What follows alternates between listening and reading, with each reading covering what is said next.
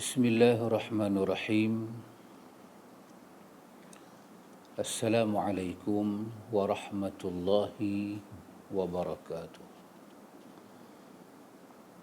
Alhamdulillahi wahdah. Wassalatu wassalamu ala man la nabiyya ba'dah. Wa ala alihi wa sahbihi wa man nasarahu wa wala. Amma ba'du. Kaum muslimin dan kaum muslimat yang dirahmati Allah, Alhamdulillah dengan limpah kurnia daripada Rabbul Alamin, Al-Aziz, Al-Haq, ada peluang kepada kita dalam majlis ta'lim pada ruang madrasah Ramadan. Ramadan sebagai satu madrasah ruhaniyah, madrasah kerohanian. Hari ini kita berada pada 3 Ramadan. 3 ke 4 begitu. 3 Ramadan. Kita puasa hari Ahad, Isnin, Selasa, hari ini Rabu 4 Ramadan. Hari ini Rabu 4 Ramadan. Tengok ikhwan, begitu pantas Ramadan masuk di celah-celah kehidupan. Namun Alhamdulillah Allah bagi peluang kepada kita untuk duduk dalam majlis ta'lim pada waktu duha ini, waktu yang cukup berkat. Allahumma barik li ummati fi bukuriha. Itu doa Nabi dalam riwayat Tirmizi. Ya Allah, berkatilah umat aku pada waktu duha mereka. Alhamdulillah, kita sedang menyambung perbicaraan kita berkenaan dengan buku yang ditulis oleh Imam Ibn Qayyim Al-Jauziyah qaddasallahu ruhahu, iaitu Ada' wa Dawa. Dan kita sedang melihat apa yang Imam Ibn Qayyim Al-Jauziyah membahas tentang atharul dhunub alal ifradi wa syu'ubi, atharul dhunub, atharul qabihah, kesan buruk, kesan yang buruk dan kesan yang mazmumah, yang keji kepada hidup kita, sama ada secara peribadi ataupun secara syu'ub kita yang berdekatan dengan kita. Jadi Imam Ibn Qayyim sedang menyusun kepada kita, yang kemudiannya dibuat sedikit ringkasan oleh penulis kita Abdul Hadi bin Hasan bin Wahbi dalam tulisan dia dampak buruk, kesian buruk maksiat bagi diri dan keluarga. Kita berbincang pada waktu ini, kita masuk perkara yang ketiga. Perkara yang ketiga, penulis kata, di antara kesan buruk kita dapat lihat dalam kehidupan kita, dalam diri kita, dalam rumah tangga kita, dalam bisnes kita, hatta dalam sebuah negara kita dapat lihat. Apakah kesan buruk yang ketiga? Kesan buruk yang ketiga adalah disulitkan berbagai urusan bagi pelaku maksiat. Ta'sir umurihi alaihi, iaitu berlakulah ta'sir, Allah menyulitkan urusan dia ke atas dia. Jadi masalah. Yang dia nak buat itu adalah, kita kata, min abwabil khair wal masalih.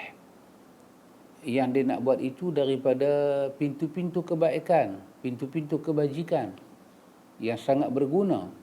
Tapi dia jadi suslit, dia jadi susah, dia jadi payah. Dan kalaulah benda itu berjaya, hasil dia tak sama dengan usaha itu. Dia jadi letih. Inilah ikhwan, yang kita baca ini, yang kita boleh ambil manfaat balik pada muka surat sebelah tu, muka surat 14. Penulis menyatakan bahawa satu daripada fitrah bagi orang yang hidup dengan dosa dan tidak bertaubat ni apa dia? Keletihan yang tetap, keletihan yang tak hilang daripada dia, melekat. Yang kedua, dia kata kepenatan yang terus menerus. Ketiga, dia kata penyesalan yang tak habis-habis. Ini. Penulis kata, tidaklah dia mengarah kepada suatu urusan melainkan dia mendapatinya tertutup di hadapannya atau sulit atasnya. Ini sebagaimana orang yang bertakwa pada Allah, maka dia memudahkan urusannya. Sebaliknya, barang siapa meniadakan takwa, maka Allah sulitkan urusan dia. Ini ikhwan, dia yang Allah Ta'ala sebut dalam ayat dia, dalam ayat 2 dan 3 surah Talaq tu, وَمَنْ يَتَّقِ اللَّهَ يَجْعَلْ لَهُ مَخْرَجًا وَيَرْزُقْهُ مِنْ حَيْثُ لَا يَحْتَسِبُ. Iaitu barang siapa yang bertakwa sungguh kepada Allah. Dalam hidup dia, dia pakai konsep takwa. Takwa itu adalah budaya hidup dia. Dia pergi tak mana-mana pun dia tak lari daripada orang yang berprinsip dengan takwa. Sebab itu adalah amanah Tuhan pada kita, bertakwa. Sampai Nabi pesan, ittaqillaha haitsuma kunta. Bertakwa pada Allah di mana saja kamu berada. Jadi kesan kita bertakwa dengan jujur hati pada Allah, apakah kita dapat manfaat dunia, manfaat akhirat. Maka satu daripada manfaat dunia yang kita dapat ialah ia ja'allahu makhraja. Urusan kita itu ada jalan keluar dia. Makhraja, tempat keluar tu ada, mesti ada. Macam mana masalah itu sesak sekalipun, buntu sekalipun, dia ada jalan keluar. Makhraja bermakna tempat keluar. Kalau kita ingat balik masa kita belajar ilmu tajwid, ilmu Quran, guru kita dia akan cerita makhraj huruf. Rongga kita ni, kita kata rengkung kita ni, ini tempat keluar huruf. Cuba kita bayang ikhwan, rengkung kita tu satu, lidah kita tu satu, saluran dia tu satu, tapi 29 huruf boleh berhimpun sesak, namun setiap huruf boleh keluar ikut laluan dia. Itu nama dia makhraj. Huruf itu keluar melalui tempat keluar dia dengan sifat dia. Sehingga kan dia tak berlagak antara satu sama lain. Apa maksud dia ikhwan? Makhraj bermakna tempat keluar. Katalah dunia ni sesak dengan masalah. Dunia ni penuh dengan masalah. Namun Allah tetap menjadikan dunia yang sempit ini ada tempat keluar masalah kepada orang beriman. Inilah kita kata satu keajaiban takwa. وَمَنْ يَتَّقِ اللَّهَ يَجْعَلْ لَهُ مَخْرَجًا. Allah jadikan bagi orang yang bertakwa itu tempat keluar. Ada keluar. Orang kata bisnes dunia jatuh, minyak naik, minyak peringkat dunia naik, kerisauan orang, peperangan, ancaman antara Rusia dengan Ukraine, antara campur tangan White House, orang takut. Orang kata minyak akan naik, orang bimbang. Sri Lanka menghadapi masalah minyak yang begitu dahsyat. Tapi untuk orang beriman ni, tak mana dia duduk, dia takwa, dalam dunia ni seolah-olah kepadatan kapasiti penduduk dunia ni macam tak ada ruang masalah nak keluar. Allah kata ya ja'allahu makhraja. Allah akan wujudkan jalan keluar. Macam 28 huruf tadi, duduk di rengkung, makhraj dia semua di kawasan leher kita ni. Tapi bila sebut dal, keluar dal, bunyi dal, sifat dal, makhraj dal. Kita sebut ain, keluar huruf ain, makhraj ain, sifat ain, dia tak belaga. Tidaklah kerana huruf tu banyak sampai nak sebut huruf ghain jadi kha jadi ghain, walaupun makhraj antara ghain dan kha itu berhampiran setempat, tapi ghain tetap keluar ghain, kha tetap keluar kha.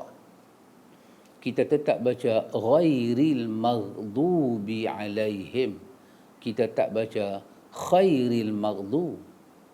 Bila sampai kha disebut, kita sebut kha. Khair kita tak sebut.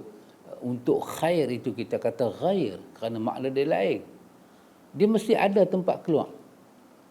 Dan Allah kata wa yarzuquhu min haitsu la yahtasib. Kerana Allah mencintai orang yang bertakwa, dalam hati dia ada takwa sungguh, ikhlas, jujur, Allah jadikan kepada dia rezeki Allah bagi rezeki kepada dia, wa yarzuqhu, Allah yang atak rezeki pada dia, min haitsu, daripada arah penjuru, la yahtasib, yang sekali-kali dia tak pernah sangka. Rezeki yang disangka tu masuk macam biasa, ni yang tak sangka, di luar fikiran, di luar khetiak, di luar usaha, di luar sangkaan.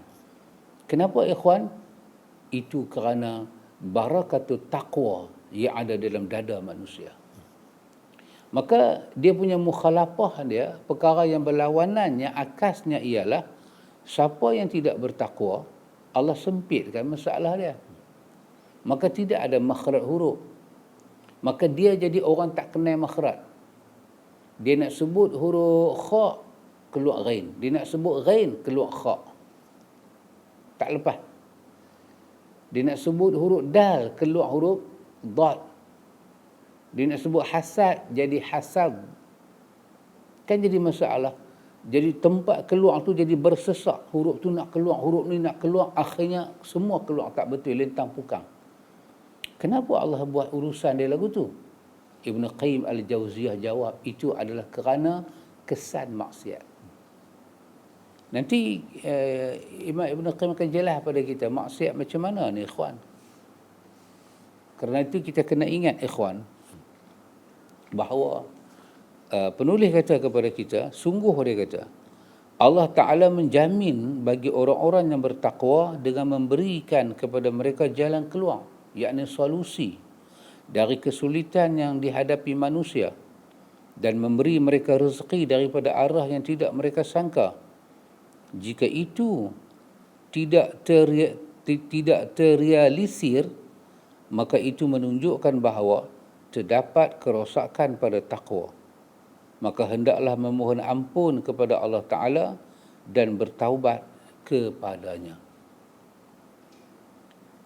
Tengok ikhwan, bila satu orang bertakwa pada Allah, kalau kita mengaku kita takwa, kita dah iktiraf kata kita orang yang bertakwa, tiba-tiba kita tak dapat benda ni, kita tak dapat makhraj, kita tak dapat rezeki yang tak sangka-sangka, dia kata ada masalah. Mungkin ada masalah kepada sangka kita, kita dah bertakwa. Kita yang sangka. Walhal tak tera mana sangat pun. Belum pun sungguh haqqa tuqatih itu. Takwa yang sungguh tu. Mungkin baru melangkah kaki ke dunia takwa, ke anak tangga takwa. Tapi dia rasa dia dah bertakwa. Kenapa dia rasa dia bertakwa? Mungkin talbisul iblis. Dia masalah kata, dulu katalah dia pakai lok pendek. Sekarang bila dia bertobat, dia start pakai jubah, pakai selendang. Lepas tu dia rasa dia bertakwa. Sedangkan belum ke mana-mana lagi pun. Dia masih ada banyak usaha-usaha dia kena buat untuk bagi hati dia raksi. Hati dia cenderung raksi, melekat dengan takwa.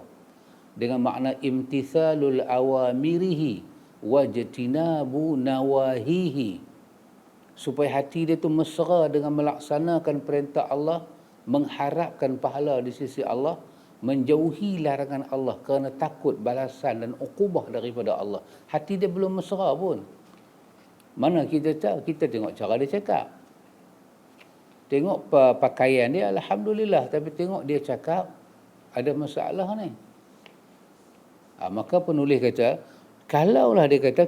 kalaulah orang itu mengaku bertakwa, tiba-tiba dia ada masalah, tak lepas, maka dia kata mesti ada kerosakan pada pelaksanaan sistem takwa. Sistem takwa dia kena berjalan package ikhwan. Apa dia? Imtithalul awamirihi. Melaksanakan yang Allah perintah. Melaksanakan yang Allah perintah dengan mempunyai suatu kebulatan hati. Bukan saja-saja laksana begitu, tidak. Bukan melaksanakan kosong, tidak. Tapi melaksanakan dengan bulat hati. Hati bulat apa? Hati bulat menginginkan sawab, balasan. Hasil kita takwa ni tak mahu orang bagi, nak Allah saja yang bagi balasan yang Allah janjikan. Dia nak sungguh-sungguh balasan itu. Dan dia meninggalkan larangan Allah. pun demikian juga, kerana mengharapkan terhindar daripada semua azabnya Allah sediakan pada pelaku maksiat itu. Maka cuba tengok balik, makna takwa itu masuk rapat tak, masuk melekat tak dalam hati, satu. Yang kedua, nawaitu kita bertakwa, ada tidak ada mengharapkan Allah.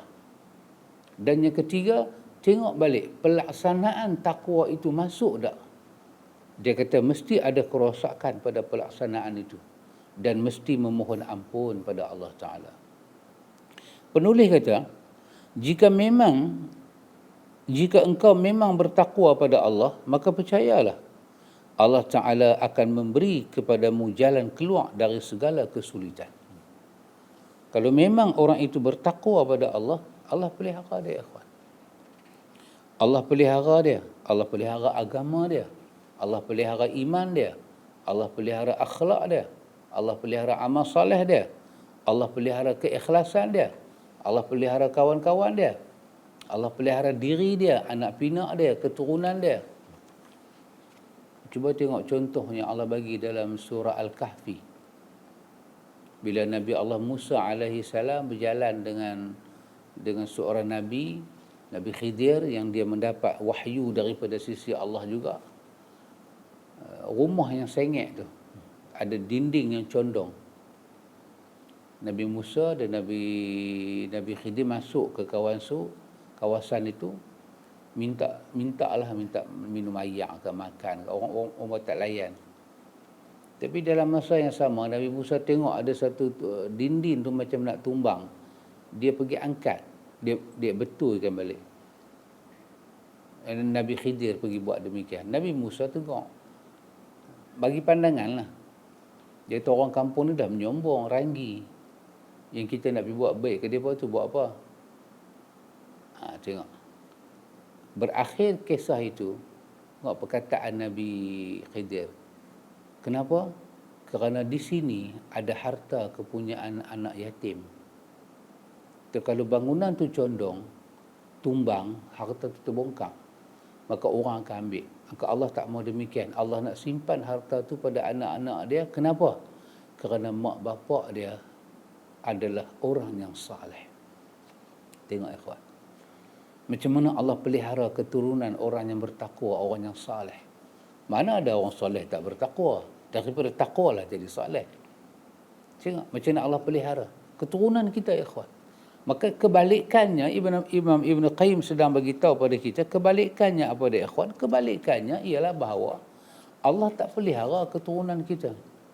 Diri kita, agama kita, akhlak kita, makan minum kita, Allah bagi. Tapi Allah cabut barakah, cabut rahmah. Ada satu benda, ikhwan, dalam perkara ni, Allah menyulitkan kita segala urusan, tapi ada satu kesulitan yang sangat dahsyat. Ada satu perkara yang sangat dahsyat yang Imam Ibn Qayyim sebut. Apa dia kata? Dia kata, wayallahul ajib. Dia kata, demi Allah, sungguh ajaib, sungguh pelik, sungguh menghairankan. Apa dia? Kaifa yajidul abdu abwabul khairi wal masalih masdudatun anhu wa turuquha mu'assiratun alaihi wala ya'lamu min aina utiya. Ini dahsyat, ikhwan. Cuba perhati ni ada tak ada dalam hidup dalam dunia ni. Imam Ibn Qayyim kata apa dia? Dia kata, wayallahil ajib. Demi Allah, ini sangat pelik, sangat ajaib. Apa dia? Macam mana seorang hamba, dia melihat, yajidu, dia mendapati, abwabul khair wal masalih, pintu-pintu kebaikan, pintu-pintu kebajikan. Dia nak buat baik. Dia telah berkeluar dana untuk buat baik. Dia telah ingat nak buat baik. Dia ingin melancarkan kebaikan. Macam katalah dalam sebuah negara, memang nak bantu rakyat. Memang nak buat baik untuk rakyat. Diarahkan tenaga ke arah itu. Jentera-jentera kerja dibawa ke arah itu. Dia mendapati Wa kaifa yajidul abdu abwabul khairi wal masalih. Seorang hamba itu dia mendapati di depan dia segala pintu kebaikan dan pintu kebajikan. Dia nak buat. Tapi apa yang dia dapati? Dia mendapatinya masdudatun anhu. Dia mendapati pintu kebaikan dan kebajikan itu ditutup oleh Allah. Wa turuquha mu'assaratun alaihi. Dan jalan dia nak pergi kepada kebaikan kebajikan itu disusahkan oleh Allah. Allah bagi susah. Tapi yang paling pelik sekali dia kata, wala ya'lamu min aina utiya. Dia tak tahu semua ni masalah ni jadi macam ni daripada mana punca dia. Allah tutup hati dia. Wahum la yash'urun. Dia tak nampak. Dia tak nampak, ikhwan. Akhirnya apa dia buat?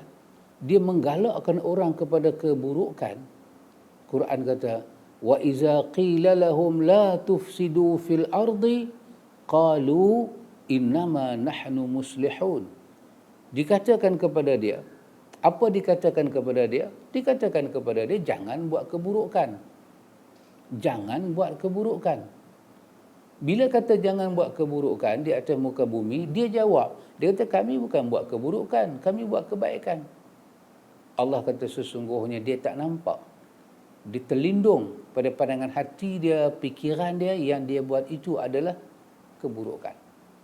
Kenapa ini terjadi, ikhwan? Ini terjadi tidak lain dan tidak bukan kerana lambakan dosa itu. Dosa yang dia tak bertaubat.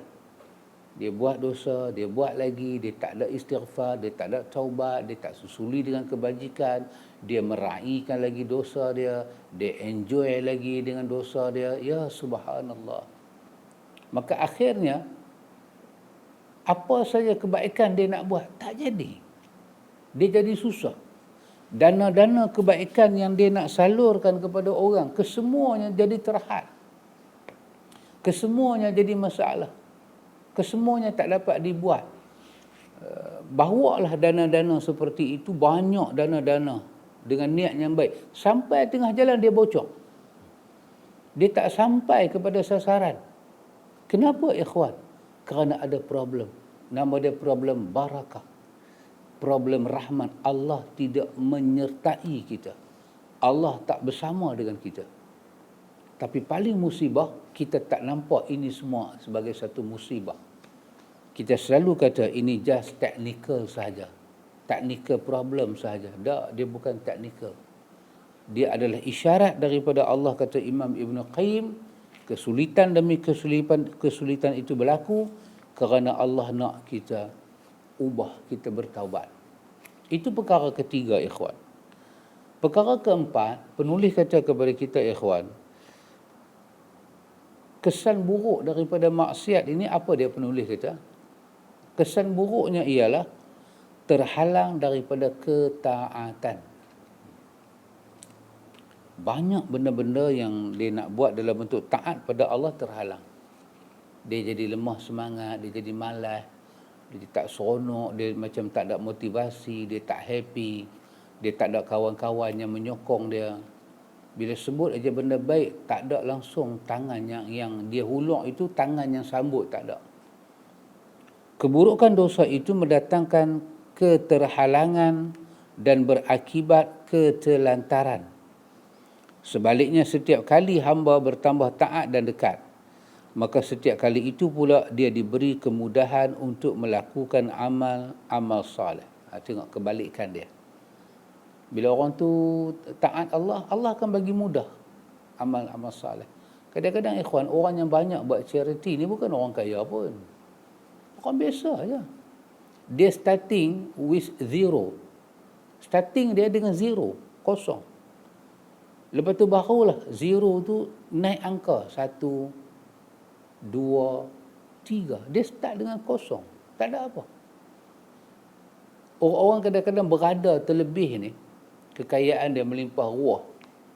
Ibarat kata orang kapal di laut, gudang di darat, tak teringat pun nak buat Sehingga kena ada orang pergi bisik ke telinga mereka, jomlah join charity ini, society ini, ada charity ini, kita nak buat charity untuk society kita.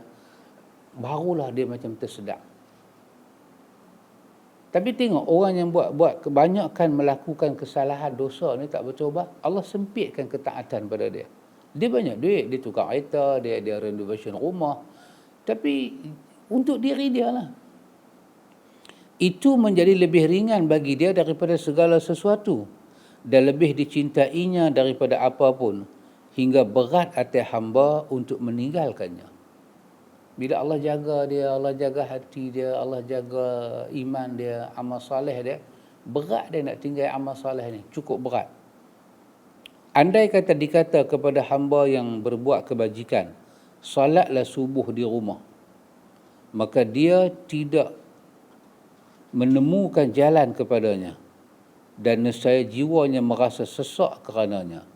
Bumi yang lapang terasa sempit olehnya, dan dia merasakan dirinya seakan-akan ikan ketika pisah dari ayak, hingga ia membinasakan ketaatan. Maka jiwanya merasa tenteram dan matanya terkelipok. Tengok, satu saja dia terpisah dengan kebaikan. Penulis bagi contoh dia apa? Abang kat dia macam contoh dia bagi ni macam kita duduk dalam PKP hak mula tu. Bagi orang yang tak pernah sembahyang masjid, tak ada apa-apa pun. Dia boleh komen pula orang lain yang ketegak nak pergi masjid tu buat apa, ada orang tak bagi. Dia tak tahu perasaan orang terlepas satu kebaikan. Kalau ada pihak-pihak yang tak pernah pergi masjid pun, kalau dia mengeluarkan arahan jangan bagi orang pergi masjid, dia pun tak susah hati. Sebab dia keluarkan arahan, dia yang keluar arahan tu pun bukan jiwanya bergantung dengan masjid. So tak ada masalah. Tapi orang yang qalbuhu mu'allaqatun bil masajid ini, tak boleh dia. Bila dia terpisah dengan satu ketaatan, masa memisah, tempat memisah dia, benda memisah dia, situasi memisah dia, dia duduk kelupuk macam mana ikan naik ke darat. Dia jadi tak boleh.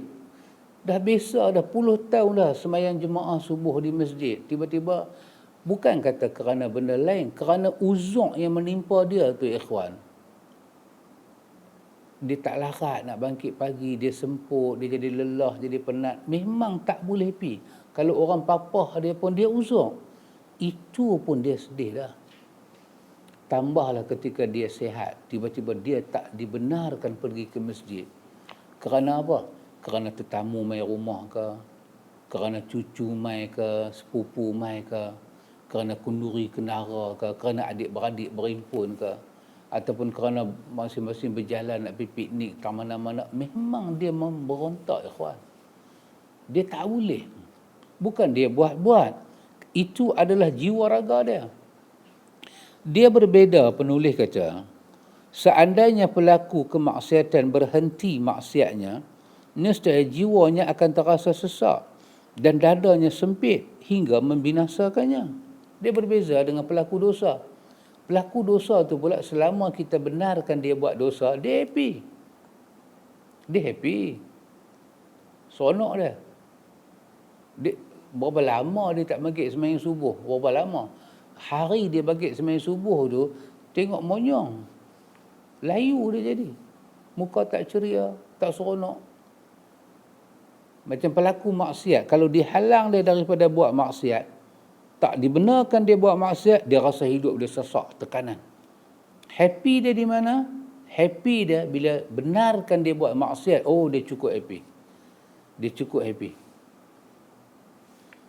Macam ada orang pernah sebut apa dia dalam pujangga lah, dia pernah sebut, ada orang kalau dia satu hari dia tak menipu, satu hari dia tak cakap bohong, satu hari dia tak khianat orang, dia tak boleh makan, dia makan pun tak lalu, dia tidur pun tak selesa, dia buat apa semua jadi tak tentu. Kenapa? Bila fikir-fikir balik, hari ni tak ada orang yang aku tipu. Dia boleh tipu walaupun sikit, barulah dia makan rasa enak, dia mandi rasa basah, minum rasa hilang dahaga. Ada orang begitu dalam perkataan pujangga-pujangga kita seperti Muhammad Iqbal.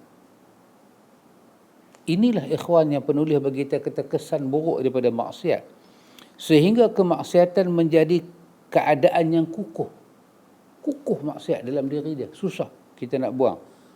Sifat yang melekat dan dominasi yang kukuh sampai-sampai banyak orang fasik benar-benar melakukan kemaksiatan dengan tanpa merasakan kenikmatan dan tidak ada dorongan padanya kecuali akan merasakan kepedihan kerana meninggalkannya.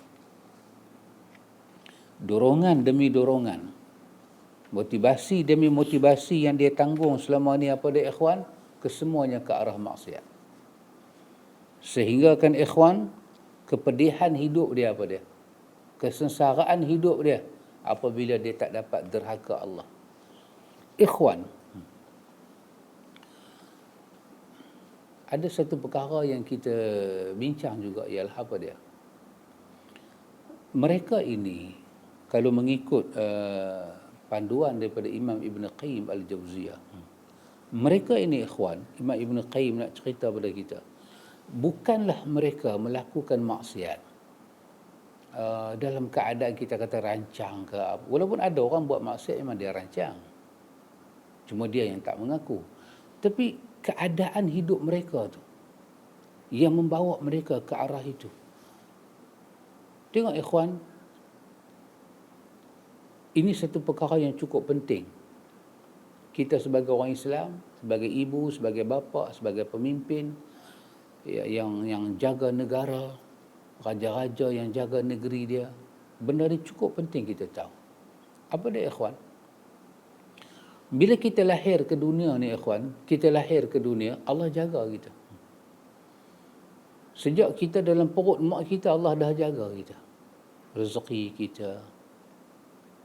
Berulang-ulang kali, saya sejak pertama kali dengar Syekh Maulud Al-Hanafi sebut benda ni, benda tu masuk dalam hati, tersimpan dengan elok, melekat, jadi jazam dalam hati, bahawa pada hari Allah cipta kita, duduk dalam perut mak kita, hadis 40 tu, Imam Nawawi, Allah telah jaga rezeki kita, ajal kita, kehidupan kita, bila kita nak jumpa sengsara, bila kita nak jumpa dengan kebahagiaan, ujian macam mana akan masuk dalam hidup kita, kesemuanya Allah Ta'ala suruh malaikat dengan perkataan uktub. Uktub bermakna tulis apa yang Allah nak tulis. Dan kesemua tulisan takdir kita disimpan di satu tempat nama Lauh Mahfuz. Lauh bermakna tempat tulis. Mahfuz, tempat tulis itu terpelihara. Allah pelihara, Allah suruh malaikat jaga. Yang mereka buat daripada nur, mereka rahmah, mereka tak pernah derhaka pada Allah, mereka hanya melaksanakan apa yang Allah perintah. Dan Lauh Mahfuz disimpan di langit sana. Jin, iblis, syaitan, manusia tak boleh ganggu gugat Lauh Mahfuz. Di sana tempat suratan kita. Apa nak jadi pada kita, on di sana, baru jalan. Kun fayakun. Urusan Allah dengan kita dah selesai. Maka ini tak akan berubah. Allah yang tahu. Dan apa yang Allah Ta'ala tulis di Lauh Mahfuz, malaikat tak tahu, jin tak tahu, syaitan tak tahu, iblis tak tahu, manusia tak tahu. Yang tahu siapa dia? Hanya Allah Ta'ala sahaja. Allah pelihara sampai tahu tu. Maka apa yang berlaku kepada kita ni ikhwan, tak ada kena mengena langsung dengan syaitan. Kerana syaitan lah rezeki aku sempit. Dah, memang dah sampai masa Allah nak uji kita macam tu. Tertulis di lagu tu. Bila kita lahir ke dunia, kita lahir, mak kita lahirkan kita, tengok perkataan yang Allah guna dalam Quran. Dalam suratul Nahli. Kata, Wallahu akhrajakum min butuni ummahatikum la ta'lamuna syai'a. Allah yang keluarkan kamu. Allah tolak kamu keluar daripada perut ibu-ibu kamu, daripada perut ibu-ibu kamu, dalam keadaan kamu tak tahu apa-apa. Allah yang buat keluar kita. Sampai masa Allah berkeluar, Allah nak berkeluar, jin mana boleh tahan? Kalau Allah tak mau berkeluar, bidan mana boleh berkeluar? Wallahu akhrajakum min butuni ummahatikum. Allah yang keluarkan kamu daripada perut ibu-ibu kamu dalam keadaan la ta'lamuna syai'a. Kamu tak tahu apa, kata Allah. Baru kita lahir ikhwan, lahir keluar, potong pusat, pisahkan dengan uri, berdarah, berlemah, tampak pungkok, riau bagi ada suara, lak-lak badan, serah kat bapa. Dalam tempoh secepat itu, apa berlaku? Saya yakin, saya cukup yakin keseluruhan orang Islam dalam dunia ni pegang anak dia, benda pertama dia buat, dia azan. Saya percaya yang tu. Itu adalah amalan kita. Dapat anak dia pegang, dia Allahu Akbar, azan. Asyhadu an la ilaha illallah, asyhadu an la ilaha illallah, azan sampai habis. Protection dia bagi pada anak dia. Cukup 7 hari. Cukup 7 hari umur anak dia. Apa dia buat? Dia cari kambing, seekor ke 2 ekor, ikut keadaan anak dia sembelih. Dia sembelih kambing, dia cukur kepala anak dia. Dia panggil ke semua jiran-jiran terdekat dia makan. Dia ambil rambut yang dia cukur tu, dia timbang berapa gram. Lepas tu dia pergi tanya pula, kalau perak banyak ni, gram banyak ni berapa dek? Rahbak lah 30 ke 40. Dia ambil duit tu, dia sedekah pula pada orang. Dia bagi anak dia nama yang baik. Anak dia yang tidak diakikahkan itu seperti barang gadaian. Tiba-tiba diakikahkan. Dengan sembelih binatang korban ini, anak itu telah ditebus. Kesemua ini protection daripada Allah. Menyebabkan hantu, syaitan, iblis, jin minggir. Lari, tak mendekati. Kerana unsur jihad itu telah ada. Disembelih, darah jatuh. Kalau syaitan nak bagi tahu kata dia gagah, dia boleh menumpahkan darah anak Adam sebelum dia bercakap apa-apa. Syariat dah ajak kita. Inilah anak Adam yang berani bertarung di atas medan pertempuran. Bapa sembelih bagi darah tu bersembur. Turun darah tu ke tanah. Ini adalah anak aku, baik dia laki-laki, baik dia perempuan. Dia lahir sebagai mujahid dan mujahadah. Dia seorang yang akan berjuang untuk mendapat mardatillah. Dia tak peduli penghalang itu iblis ke, syaitan ke, manusia ke, hantu ke apa. Dia tak peduli. Kerana dia tahu urusan takdir dia ada di Lauh Mahfuz di sisi Allah Jalla wa'ala. Protection seperti ini Allah bagi kepada semua anak-anak yang lahir. Tapi tengok ikhwan, yang ni. Kesemua perlindungan dan penjagaan yang Allah Ta'ala bagi, diusik. Usikan yang pertama bukanlah syaitan. Ibarat rumah ini ada alam, ada pagar, ada semua, ada gate. Ada pintu pun ada gate, ada pintu gate. Tuan rumah masuk, dia tertinggal kunci. So dia nak patah balik pergi ambil kunci tu, dia rasa macam just waste my time. Apa dia buat? Dia goyang pintu tu. Tu rumah dia, pagar dia yang buat. Dia rekah pintu tu. Dia carilah martun ke apakah, dia katok pelebung sampai tala tu jatuh. Bukan pencuri yang buat. Dia yang ceroboh rumah dia. Alam bunyi. Dia tendang sana, dia sepak sini sampai alam tu stop. Siapa yang ceroboh rumah sendiri, ikhwan? Bukan pencuri. Pencuri bila dah tengok benda tu, apa-apa dia? Rezeki Allah lah dekat dia. Dia tahulah lain kali nak buat lagu mana. Tapi yang perosak yang pertama tu siapa dia? Diri sendiri. Tuan rumah, sahibul bait. Tengok Nabi sebut. Dalam perut Allah jaga. Dalam perut Allah jaga, ikhwan. 9 bulan Allah jaga. Keluar Allah jaga. Dapat azan, Tuhan jaga, protect. Akikah lagi, minggir. Cuba baca kelebihan akikah dan falsafah akikah. Ibn Qayyim ada tulis dalam kitab dia Tuhfah. Dahsyat. Protection Allah bagi. Tengok Allah. Nabi sebut. Nabi kata apa dia?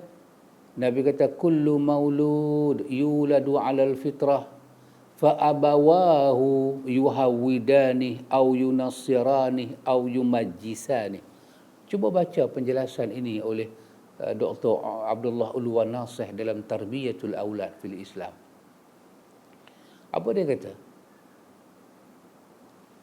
Semua protection yang Allah bagi pada kita ni, kemuliaan ini dicerobohi, dirosakkan, dilingkupkan, dijahanamkan oleh siapa?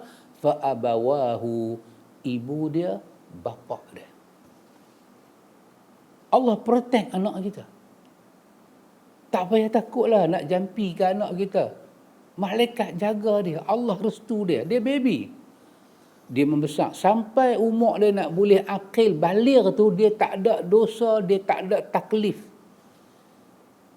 Dia tak semayang, dia tak berdosa, dia tak tutup aurat, dia tak berdosa. Apa dia buat tak peduli halal haram, dia tak berdosa. Umur dia 5 tahun, 6 tahun, 7 tahun, dia berjalan, dia tengok pokok muktan orang jatuh, luar pagar, dia ambil tanpa minta izin kepada tuan rumah dia. Dia tak berdosa. Dia tak terlibat dengan hukum halal haram. Sampai bila, ikhwan? Sampai dia akil, sampai dia baligh. Tempoh tu, ikhwan. Tengok. Nabi sebut, kesemua anak dilahirkan dalam keadaan fitrah, bersih, innocent. Penceroboh pertama, perosak pertama, pelingkup yang pertama, Nabi kata, yang melingkupkan semua protection yang Allah bagi pada dia. Fa abawahu, mak dia, bapa dia. Maka mak bapak dia lah yang akan draw color dia. Dia akan pakai budaya Yahudi, budaya Nasrani, ataupun lebih parah daripada itu, kata Tarbiyatul Aulad fil Islam, budaya Majusi. Macam mana anak kita duduk dengan kita sampai tak boleh baca Quran, sampai tak reti makna tawakal pada Allah, tak tahu kata dia diciptakan oleh Allah. Macam mana boleh rosak hati anak kita sampai setara ni? Kalau bukan kerana didikan. Sambil lewa mak bapak, tak penting agama mak bapak. Anak mak bapak boleh bagi tahu kata saya sibuk. Memang sibuk. Tapi sibuk mana kita sampai nak tinggal benda berharga dalam hidup kita? Kalau mak kata saya sibuk sampai tak dan tengok anak, lupakah tragedi yang paling tragis dalam hidup kita? Hari kita duk terang nak berkeluar anak-anak, kita hilang nyawa. Itu adalah anugerah, itu adalah permata kita, itu adalah nyawa kita, intan kita, payung kita. Kenapa tiba-tiba kita lupa tragedi itu, kita pergi kejar satu benda sehingga merosakkan permata kita? Kalau kita tahu kita rosak, kalau kita tahu kita sibuk, kita lah yang kena uruskan masa kita. Supaya pendidikan awalnya kita bagi pada anak kita. Apa pendidikan awal bapa bagi pada anak? Mak apa restu? Pegang-pegang anak. Doktor cuci-cuci dengan darah semua. Pegang-pegang anak. Allahu Akbar, Allahu Akbar. Kita yang bagi pendidikan tu pada anak. Dia tak tahu apa. Kalau kita tak azan pun dia tak tahu apa. Tapi kita azan. Apa makna azan? Bila dia membesar, dia dah boleh cakap, boleh fikir, dia memayyiz, dia perlu tahu apa yang pertama kali mak dia bersetuju dengan bapa dia lafazkan di telinga dia. Di telinga kanan dan telinga kiri. Apa yang dia kena buat? Tiba-tiba mak dan ayah mengabaikan tanggungjawab ni. Ketika mak ayah telah mengabaikan tanggungjawab ni, ikhwan, apakah musuh kita? Musuh kita. Makhluk yang terlaknat ini bukan kata dia musuh kita hari ini. Dia musuh dengan bapa kita sejak dalam syurga. Dia akan duduk diam. Dia akan bersantai. Dia tak akan duk diam, ikhwan. Setiap saat dia akan ambil untuk merosakkan fikiran anak kita, hati budi anak kita, akhlak anak kita, pemikiran anak kita, hala tuju pembesaran anak kita. Dia akan stop segala yang berkaitan dengan ubudiyah lillahi wahdah. Dia akan stop. Dia akan bagi tak seronok.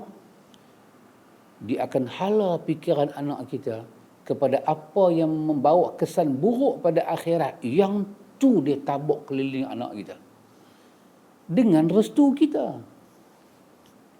Dengan restu kita.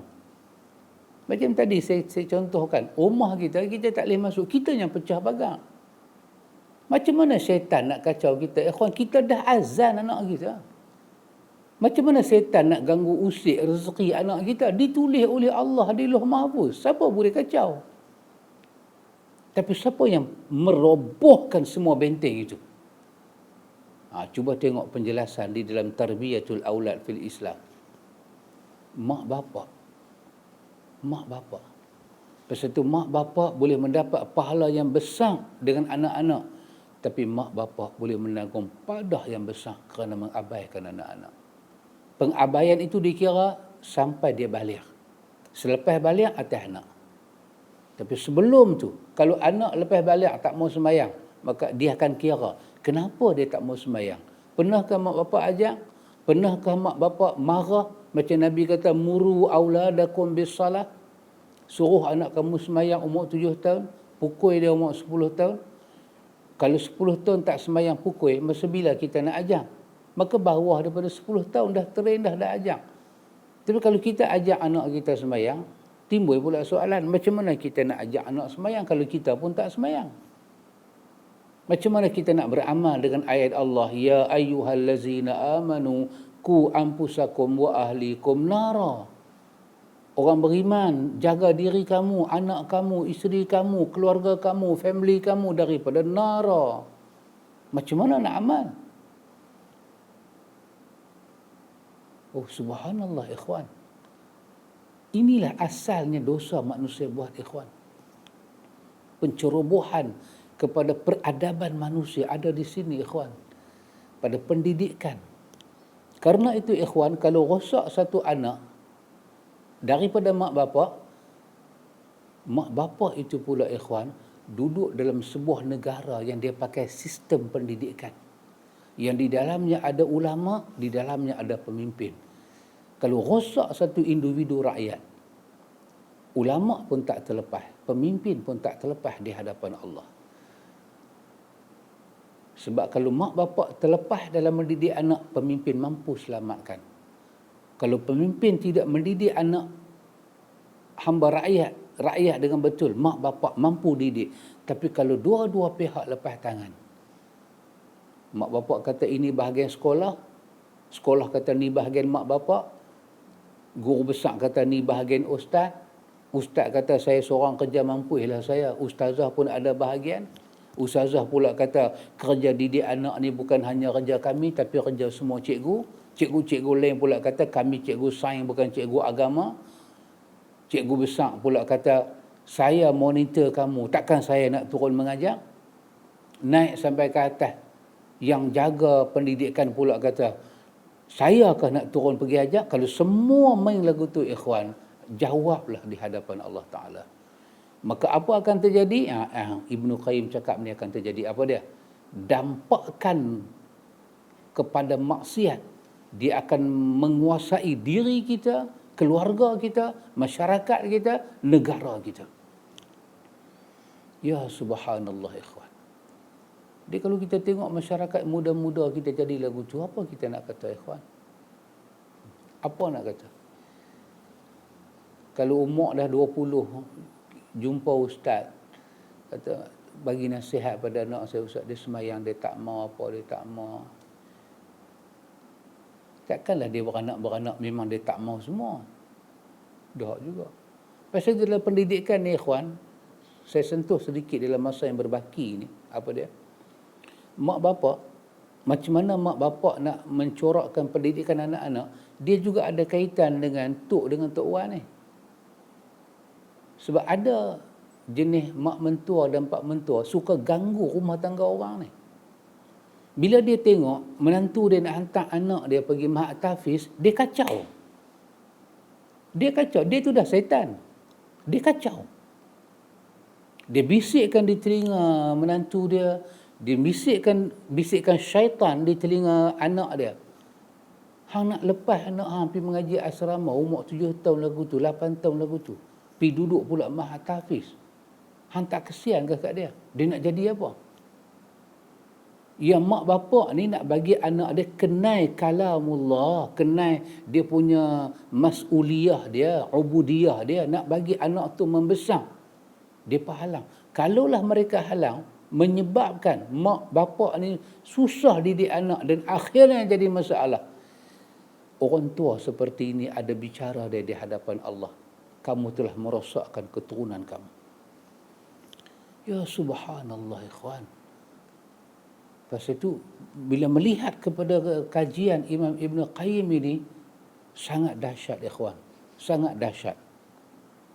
Sehingga kan ikhwan, Abdullah bin Abbas, sahabat Nabi, ini dalam Ad-Da' wa Dawa', Ibn Qayyim mengambil perkataan dia. Imam Abu Nu'aim Asbihani menulis Hilyatul Awliya. Di situ pun ada. Panjang, tapi saya nak ambil yang ada kena mengena dengan tajuk kita. Abdullah bin Abbas kata, dia kata, ya sahibu dzam, la ta'manu su'a aqibatahu wa lima yattabi'u dzam a'zamu minadz dzambi iza amiltahu. Abdullah bin Abbas kata, ya sahibaz dzam, wahai pelaku dosa. Tak didik anak tu satu dosa. Pemimpin tak menjaga agama rakyat, satu dosa.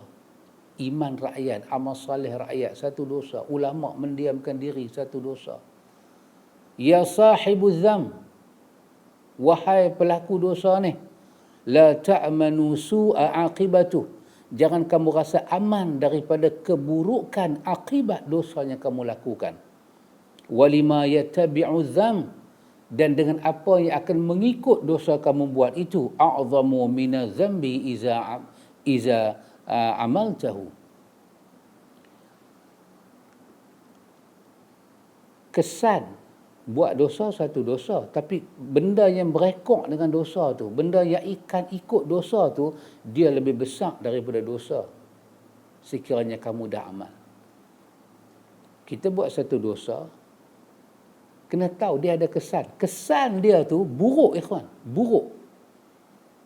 Rekod dia tu buruk, asar dia tu, kesan dia tu pada iman, pada amal, pada hati, pada emosi, pada ilusi, pada sakhsiyah, pada akhlak, pada keluarga. Kesan dia itu lebih buruk daripada hari kamu buat dosa. Orang buat dosa enteng saja. Mengumpat enteng saja. Tapi kesan mengumpat pada kehidupan. Kesan mengumpat pada rumah tangga orang. Kalau sampai rosak rumah tangga orang, tunggu terbalik rumah tangga orang, kesan kita akan tanggung tu apa? Selama-lamanya rahmat Allah ditutup dalam hidup kita, ikhwan. Kesan itu terlalu buruk. Karena itu, ikhwan, kata Abdullah bin Mas'ud, dia kata, iyyakum wa muhqiratiz dzunub. Iyyakum muhqiratiz dzunub. Muhqirat ni siapa dia? Orang yang buat dosa, dia rasa dosa itu kecil. Dia meremehkan. Allah kecil aja, tak ada apa. Fa innahunna yajtami'na 'ala rajul hatta yuhliktahu. Ingat dia kata, dosa yang kamu rasa remeh tu, kalau dia bertumpuk, buat satu kamu tak istighfar, tak ada apa. Buat lagi, tak ada apa. Mai satu masa, fa innahunna yajtami'na, bila dosa tu berimpun, dia dah jadi banyak, kata Abdullah bin Mas'ud, apa dia? Dia akan rosakkan kehidupan kamu. Subhanallah ikhwan. Begitu dahsyatlah benda ini dalam peradaban dan kesan pendidikan. Kerana itu agama datang dengan kaedah al-amru bil ma'ruf wa nahyu 'anil munkar. Agama datang dengan kaedah ya ayyuhallazina amanu qu anfusakum wa ahlikum nara. Agama datang dengan kaedah kullukum mas'ulun wa kullukum mas'ulun an ra'iyati. Agama datang dengan kaedah ar-rijalu qawwamuna 'alan nisa. Agama datang dengan kaedah man ra'a minkum munkaran falyughayyirhu biyadihi, sehingga akhir hadis, bahawa perubahan itu kena dibuat. Amanah pendidikan kena dilaksanakan. Pendidikan kerohanian, tazkiyah kejiwaan mesti dihidupkan, ikhwan. Ini peranan semua orang supaya kita tengok dosa, kezaliman, keburukan, kemungkaran, kita tak mau dia. Tapi kalau kita menggalakkan, pemimpin bagi galakkan, ulama tak tegur, mak bapa alpa, anak membesar, maka akhirnya ikhwan, kita akan lihatlah atharuz dzunub 'alal ifrat wasyu'ub, kesan di sekitar, dan akhirnya kita rosak. Semua urusan kita jadi sulit dan ketaatan kita jadi susah nak taat. Jadi penyelesaian dia ikhwan bukanlah dengan bawa botol jumpa ustaz suruh buat ayat dak. Penyesalannya ialah mak bapak itu kena bertaubat dan istighfar pada Allah. Betulkan hubungan balik dengan Allah. Nasihat anak-anak balik dan Allah akan tunjuk rahmat dia. Pemimpin kena istighfar di atas segala kerosakan dalam negara. Para ulama kena istighfar. Betulkan balik arah kita. Allah akan jaga ekonomi kita, akhlak kita, kedudukan bangsa kita, agama kita. InsyaAllah ikhwan, tak habis lagi dekat ni ikhwan. Kita bersambung lagi pada esok hari, iaitu perkara kelima, jika dosa itu bertambah banyak, maka dikunci hati pelakunya sehingga dia termasuk orang-orang yang lalai. Kunci. Allahu Akbar. Teringat saya seorang yang terkenal sekitar tahun 80-an. Dia kata, kau kunci hatiku. Kakak Rahimah Rahim. Masa tu saya sekolah rendah. Saya ingat lagi. Menang lagu tu, menang juara lagu. Kau kunci hatiku. Dia pakai gaun putih, lambang hati duduk di tengah. Kau kunci hatiku. Tak apalah bermakna apa. Lelaki itu telah kunci hati dia dalam hati dia. Jadi hati dia tak bebas. Mereka duk teringat ke orang tu saja. Kalau takat tu okey. Tapi ini dikunci hati Allah. Allah kunci hati kita. Kita tak nampak jalan bertemu Allah. InsyaAllah ikhwan wa ila liqa hayakumullah. Berjumpa pula pada 5 Ramadan esok insyaAllah. Kita akan bertarung puasa hari ini insyaAllah. Kita jumpa lagi besok. Subhanakallahumma wa bihamdika asyhadu an la ilaha illa anta astaghfiruka wa atubu ilaik. Wa sallallahu ala nabiyyina Muhammad walhamdulillahi rabbil alamin. Assalamualaikum.